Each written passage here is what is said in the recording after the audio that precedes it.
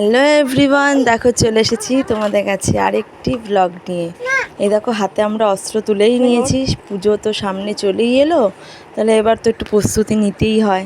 তো দেখো মেয়ে আর আমি দুজনে মিলে লেগে গেছি।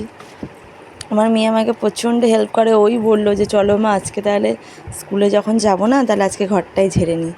আর আমারও শরীরটা খুব একটা ভালো না, আমাকে ডাক্তার এইসব মানে ঝুল ধুলো এগুলো থেকে দূরে থাকতে বলেছে, যার জন্য মুখে মাস্কটাও পরে নিয়েছি। কী করবো বলো, এগুলো তো করতেই হয় তাই না? তো প্রতিদিনই প্রতিদিন না, প্রায় যখনই দেখি তখনই প্রায় একটুখানি ঝাঁটা দিয়ে ঝুলগুলো ঝেড়ে নিই। তো মেয়ে বললো মা তুমি ওপরে ঝুলগুলো ঝেড়ে দাও, আমি ঘরটা ঝাড় দিয়ে। ও আবার সিঁড়িটার ওখানে ধরেছে, ও দেখো ঝাঁটা দিয়ে পুরো পরিষ্কার করতে শুরু করে দিয়েছে। তা আমাদেরও হয়ে গেল কমপ্লিট। পুরোটা তো তোমাদেরকে দেখাতে পারলাম না বন্ধুরা। ঠাকুরকে পুজো দিয়ে তো অনেকটা বেলা হয়ে গেছিলো, প্রায় 1টা বেজে গেছিলো। ওই জন্য চালে ডালে খিচুড়ি বসিয়ে দিলাম। আর সেদিনকে বাইরের ওয়েদারটা খুব সুন্দর ছিল, বৃষ্টি হচ্ছিলো, যার জন্য খিচুড়ি আর আলু ভাজা। তো আমাদের ইয়েটা যদি ভালো লাগে অবশ্যই লাইক কমেন্ট করবে। টাটা।